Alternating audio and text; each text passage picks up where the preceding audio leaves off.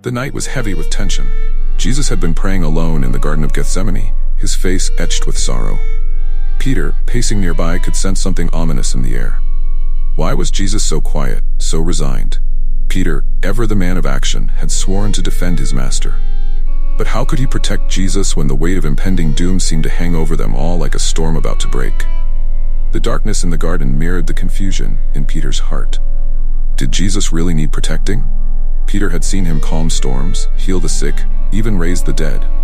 Surely he could handle whatever was coming. But Peter had made a vow to stand by Jesus, even to the point of death. Was tonight the night that vow would be tested? Peter's fingers tightened around the hilt of the sword at his side. Jesus had warned them that trouble was coming, but Peter still couldn't grasp the full extent of what that meant. Why wasn't Jesus preparing to fight? Instead, he knelt in prayer, almost as if he had already accepted whatever was coming.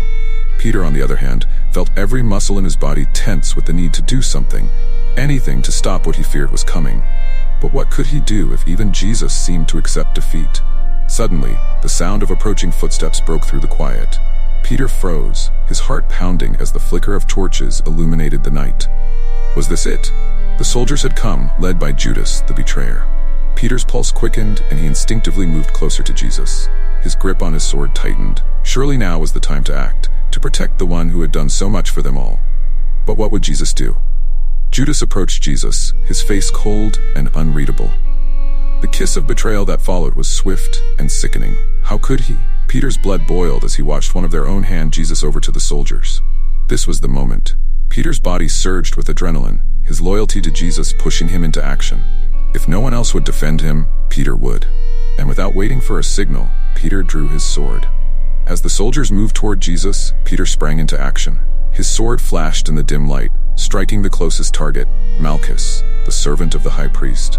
The blade connected with flesh, and the sharp cry of pain that followed was deafening. Peter's heart raced with the thrill of having done something, anything to protect his Lord. But had he really made things better or worse? In the seconds that followed, Peter's satisfaction began to falter. Why wasn't Jesus fighting back? Instead, Jesus turned toward Peter, his expression filled not with anger, but with disappointment. Had Peter misunderstood everything? His impulse to protect Jesus had felt right in the moment, but now, under the weight of Jesus' gaze, it felt deeply wrong. What had he done? To Peter's impulsiveness, the act of cutting off Malchus's ear. The attack had been swift, fueled by Peter's desperation to take control of the chaos around him. Did Peter truly believe this was the way to protect Jesus?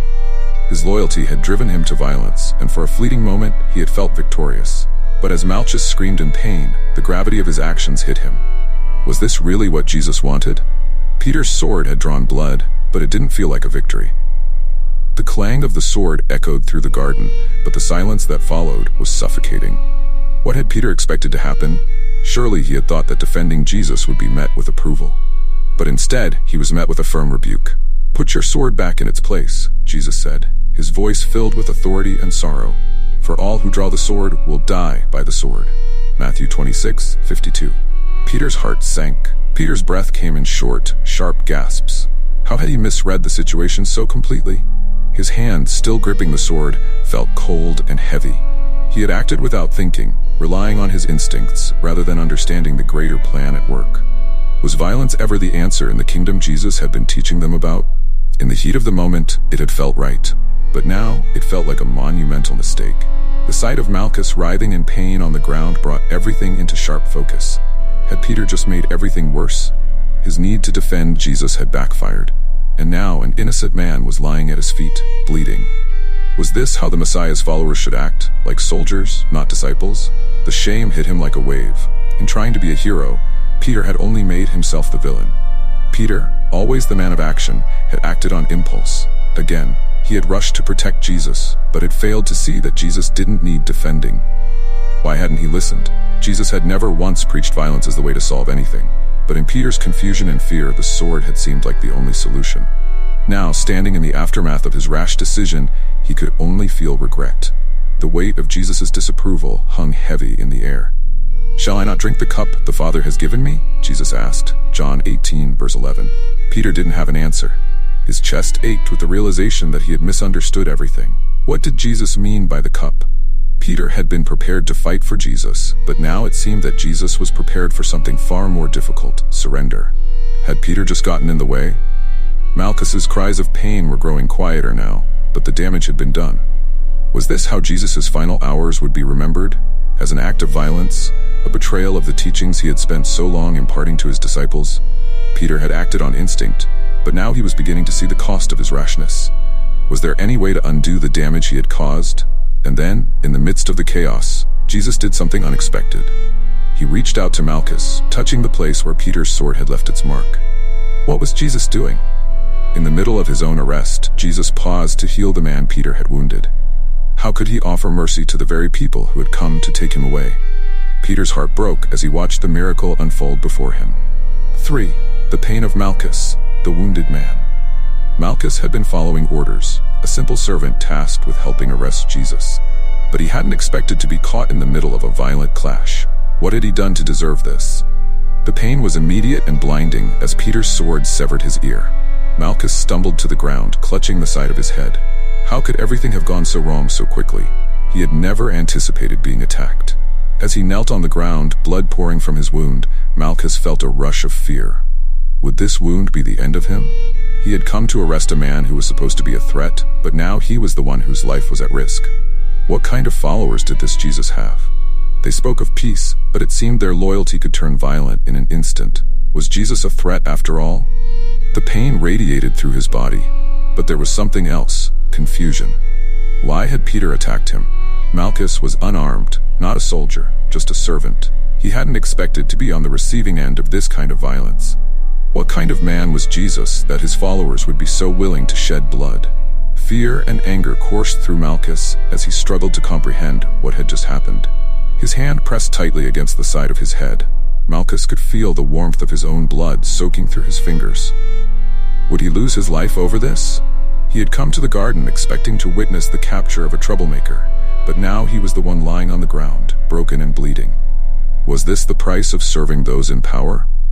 The fear of death gripped him as the scene unfolded around him. And then, through the haze of pain, Malchus saw Jesus approach. Why would Jesus come to him now, in this moment of chaos? Malchus had come to help arrest the man, and yet here was Jesus, his expression calm, his eyes full of compassion. How could Jesus possibly care about him after what had just happened? Malchus braced for another blow, but instead Jesus knelt beside him. The touch was gentle. Malchus flinched at first, not knowing what to expect. But then the pain began to fade. Was this a trick of the mind, or something more? He reached up instinctively to touch his ear, and to his shock, it was whole again. The pain was gone. The wound healed as if it had never existed. How could this be? Malchus's breath caught in his throat. Who was this man that could heal with a touch? As the chaos of the arrest continued around him, Malchus was frozen in place. What had just happened? He had come to capture a criminal, but instead, he had been healed by the very man he was meant to take away. The contradiction was too much for his mind to process. Was Jesus truly a threat? If he was, why would he show such kindness to someone who had come to see him imprisoned? Malchus's world had shifted in an instant. One moment, he was a servant doing his duty. The next, he was a man who had encountered someone, beyond explanation. How could Jesus have healed him? And more importantly, why? The question gnawed at him as he stood there, whole again but forever changed. What kind of man was Jesus to offer mercy in the face of betrayal? 4. The response of Jesus, healing and rebuke. As Jesus knelt beside Malchus, the garden seemed to pause, as if nature itself was holding its breath. Peter, frozen in disbelief, watched as his master did the unthinkable. How could Jesus heal the very man who had come to arrest him? Peter's heart pounded with confusion and shame. The blood on his sword still dripped, a reminder of his impulsive violence, but Jesus, calm as ever, chose healing over retaliation. Why? Jesus had always preached peace, but in Peter's mind this was different. Weren't they at war? How could Jesus just submit to the enemy like this? Peter's loyalty had driven him to defend Jesus with violence, but now he was witnessing a completely different kind of power, one that didn't rely on swords or strength. What kind of kingdom was this that Jesus had been talking about? Peter was lost in the clash between his understanding of power and Jesus' actions. The soldiers were there to take Jesus away, but instead he was offering mercy. Why would Jesus choose to heal Malchus? A man who had come to capture him, a servant of the high priest, one of those responsible for the plot against him. Peter couldn't fathom it. The touch of Jesus' hand on Malchus's wound was quick, and in an instant, the damage Peter had caused was undone. Could this be how Jesus fought his battles, with compassion? Malchus stood, stunned, his hand instinctively reaching for his ear, now miraculously restored. What had just happened? The pain was gone, the bleeding had stopped, and yet the question lingered in his mind. Who was this Jesus? He had come to arrest a criminal, but the man he had come to capture had just healed him. Malchus's worldview had shifted. Was this the action of a guilty man, or a miracle worker? For Peter, watching the scene unfold was unbearable. How could he have misunderstood Jesus so completely? Just moments ago, he believed that defending Jesus meant wielding the sword. Now, as he saw Jesus heal the man he had injured, Peter's heart ached with the weight of his mistake. How could he have thought violence would serve the purposes of the Messiah? His shame was overwhelming. Had he failed his Lord again? Jesus, however, wasn't finished teaching. He turned to Peter, his gaze both gentle and firm. "Shall I not drink the cup the Father has given me?" John 18:11. The words cut deeper than any sword. The cup? Peter didn't fully understand, but he knew this was about more than just an arrest. Jesus was embracing something larger than any of them had anticipated. Was this the moment Jesus had been preparing them for? Peter's mind raced, filled with regret. Had he been too eager to fight? He had believed his loyalty required action. Violent, decisive action. But Jesus was showing him something entirely different. The path to victory wasn't through the sword. What would it take for Peter to truly understand? This wasn't a war for territory or power, but for something far deeper, a spiritual victory that would require more than brute force. As the soldiers moved in to seize Jesus, Peter felt utterly lost. Had he betrayed Jesus in trying to defend him? His heart was heavy with the knowledge that, once again, he had acted without truly understanding. What was the cost of his misunderstanding? As Jesus was led away, Peter felt a growing distance between his intentions and the mission Jesus was carrying out. Could he ever make up for what he had done? 5. Peter's reflection, shame and confusion. The garden had grown quiet again, but Peter's mind was anything but still. What had just happened? His sword had been drawn to protect Jesus, and yet in that instant, everything had spiraled out of his control. He had failed to protect his master, but more than that, he had failed to understand him. Had he ever truly understood Jesus at all? Peter's chest ached with the weight of his failure. His loyalty had been unquestionable. Peter had promised to defend Jesus, even to the point of death. But standing there, sword in hand, he now realized that his idea of loyalty was far from what Jesus had asked of him. Had his love for Jesus blinded him to the real mission? His thoughts spiraled. What did Jesus want from him, if not to protect him? The words of Jesus echoed in his mind. "Put your sword away." The scene replayed in his mind over and over. The moment the blade connected with Malchus's ear, the cry of pain, and then the healing touch of Jesus. How could something so violent turn into a moment of mercy? Peter had always believed that he would fight for Jesus, but now he wasn't sure what that meant anymore. Was fighting ever the answer? His sword, once a symbol of protection, now felt like a symbol of his failure to understand. What would the others think? Peter wasn't just ashamed of what he had done, but also of how quickly he had resorted to violence. Did they know how deeply he had misunderstood Jesus' message? The other disciples had watched in stunned silence as Peter lashed out. Were they questioning his loyalty now? But more than their opinions, it was the look on Jesus' face that haunted Peter, the look of disappointment. In his heart, Peter had believed that his actions were justified, even necessary. Was it wrong to want to defend the Son of God? But now he saw that Jesus didn't need defending, not in the way Peter thought. Had he been protecting his own pride all along, rather than Jesus? The shame of his impulsiveness cut deeper than any wound he had ever felt. How could he repair the damage he had caused? As Jesus was led away in chains, Peter was left standing in the garden, his mind clouded with regret. How could he have gotten it so wrong? His whole life as a disciple had been about following Jesus, learning from him. But in this moment of crisis, Peter had reverted to his instincts that were completely at odds with Jesus' mission. Had he been listening at all during these 3 years? The weight of his failure pressed down on him, heavier than the sword still at his side. Could Jesus forgive him for this? Peter wasn't sure. His rashness had caused harm not only to Malchus, but to the very mission of peace Jesus had been preaching. Would he ever understand the depth of what Jesus was doing? Peter felt lost, ashamed, and unsure of his place in this unfolding story. And then came the most terrifying thought of all. Had he truly betrayed Jesus? Not in the way Judas had, but in his heart, by not trusting Jesus' plan. What if his actions had been the greatest betrayal of all? Peter's heart ached with that possibility. Could there still be a way to redeem himself? Or was it too late? 6. The transformation of Malchus, from servant to witness. As the pain faded from his ear, Malchus's world shifted in a way he could never have expected. How could this be real?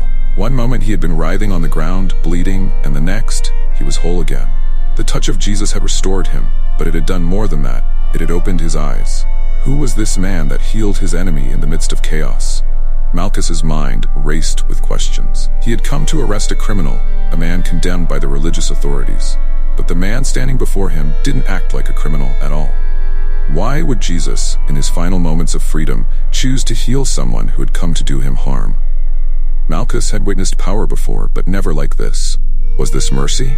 The word lingered in his mind, unsettling him. Had he misunderstood everything?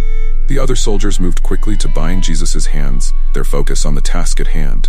But Malchus couldn't move. His hand traced the side of his head where the wound had been, as if searching for the pain that had disappeared. What had just happened? The reality of the miracle was undeniable. Malchus had been healed. But why would Jesus care about him, a servant of his enemies? The question gnawed at him. As the soldiers led Jesus away, Malchus's eyes followed him, his heart pounding with confusion. Had he come to arrest the wrong man? Everything he had believed about Jesus seemed to crumble. The man he had come to capture wasn't a rebel or a zealot. He wasn't even fighting back. Instead, he had shown Malchus a compassion that was beyond understanding. How could this Jesus be the threat he had been warned about? The words of the high priest and the religious leaders echoed in Malchus's mind. They had called Jesus a blasphemer, a man leading the people astray. But Malchus had seen something different in the garden. He had felt the mercy of Jesus in the most personal way possible. Could a blasphemer heal with such compassion? Malchus's loyalty to the high priest began to waver as doubt crept into his thoughts. In the days that followed, Malchus couldn't shake the memory of that moment. The healing had been more than physical. It had planted a seed of doubt in his heart. Could everything he had been taught about Jesus be wrong? The religious leaders spoke of law and order, but Malchus had experienced something deeper, something more powerful. Was it possible that Jesus was more than just a man? The question haunted him. Malchus knew that speaking of the miracle could put him at risk. The religious authorities would never accept his testimony, and the other soldiers had witnessed the same event, but seemed to dismiss it as an anomaly. Could he tell anyone what he had experienced, or would they call him mad? The doubt and wonder grew within him. Was Jesus truly who he claimed to be? Malchus couldn't answer that yet, but he knew his life had been forever changed. In the quiet moments alone, Malchus would often reach up to touch his ear, remembering the pain that had disappeared in an instant. Could this be the beginning of something new for him? His loyalty to the high priest was no longer as solid as it had once been. He had seen the truth, and now he had to decide where his loyalty truly lay. Would he follow the crowd, or would he follow the one who had healed him? 7. The path of Jesus. Acceptance of fate. As Malchus grappled with the miracle that had changed his life, Jesus walked calmly toward his fate. How could he remain so composed in the face of certain death? The soldiers bound his hands and led him away, yet he showed no fear, no resistance. Peter watched, still reeling from the rebuke and the events that had unfolded. Did Jesus know something they didn't? His quiet acceptance seemed more powerful than any sword could ever be. Peter's mind was swirling with questions. How could Jesus be so willing to surrender? Just moments before, Peter had been ready to fight for him, to defend his life at all costs. But now it was clear that Jesus had no intention of resisting. Was this part of the plan? Jesus had spoken of his death many times, but Peter had never imagined it would come like this, so quietly, so willingly. Was this truly how it was meant to happen? The words of Jesus haunted Peter. Shall I not drink the cup the Father has given me? John 18:11. What did that mean? Jesus wasn't just walking into captivity. He was embracing it. Why?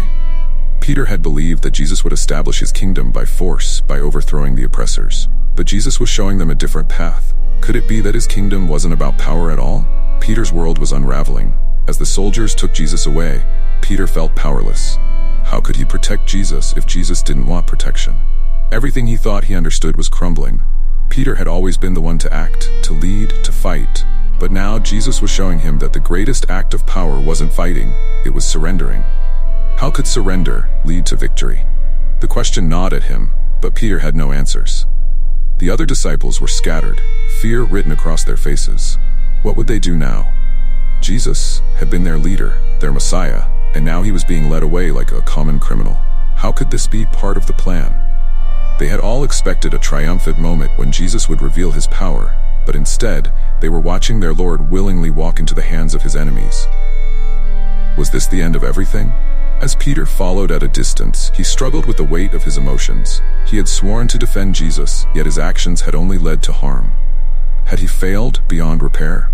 Jesus was walking the path set before him, but Peter was left in the shadows, unsure of his place in the story that was unfolding. Could Jesus still have a plan for him, even after all that had happened? Jesus, on the other hand, walked with purpose. He knew what lay ahead. This wasn't a defeat. This was the fulfillment of everything he had come to do. Peter couldn't see it yet, but Jesus was walking toward a victory far greater than any battle fought with swords. Could Peter ever come to understand this? Jesus had chosen to drink the cup of suffering, not out of weakness, but out of a strength that transcended human understanding. As Jesus disappeared from view, Peter was left with a sinking feeling in his chest. What would come next? He had followed Jesus for years, witnessing miracles, hearing teachings that had changed his life.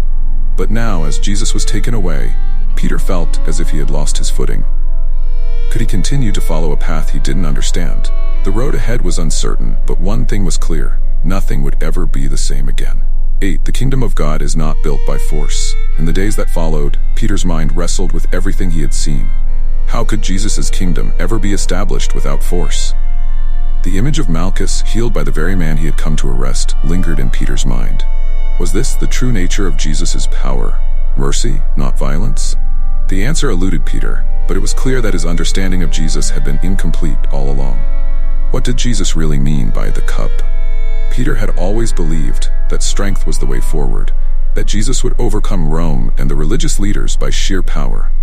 But could the kingdom of God be built on something else? The scene in the garden played over and over in his mind. Jesus healing the man Peter had attacked, rebuking violence, and then surrendering to the authorities. Could surrender be stronger than fighting? Peter didn't know, but it was a lesson he would have to learn. Jesus had taught them that his kingdom was not of this world, but Peter had never fully grasped what that meant. Did it mean the kingdom wasn't built on power or violence at all? Jesus had refused to defend himself, choosing instead to show mercy even to his enemies. Was this the new way of life that Jesus had been trying to teach them all along? Peter's heart wrestled with the enormity of it. Could he truly follow this path of peace? As the events of Jesus' trial and crucifixion unfolded, Peter's shame grew heavier. He had tried to fight for the wrong thing. His impulsive action in the garden had only highlighted his lack of understanding. Jesus had healed where Peter had harmed, forgiven where Peter had attacked. Could Peter ever live up to the teachings of the man he had followed? The guilt of his failure weighed him down, but even in his confusion, there was a flicker of hope. The healing of Malchus had been more than just a physical miracle. It had been a sign of what the kingdom of God would be, a kingdom where healing triumphed over harm, where mercy defeated judgment. Peter had thought the Messiah's victory would come through force, but now he began to see that it would come through something far greater. Could Peter find his place in this new kingdom? A kingdom not built by swords but by grace? As he reflected on the events in the garden, Peter realized that Jesus had shown them the way to true power. It wasn't about conquering enemies, it was about transforming them. Jesus' last miracle before his crucifixion had been an act of restoration, not destruction. Was this what it meant to bring the kingdom of God to earth? Peter's heart ached with the realization of how far he still had to go to truly follow Jesus' example. In the end, Peter would come to understand that the path to the kingdom was one of humility, not force. Could he let go of his need for control and trust the way of Jesus?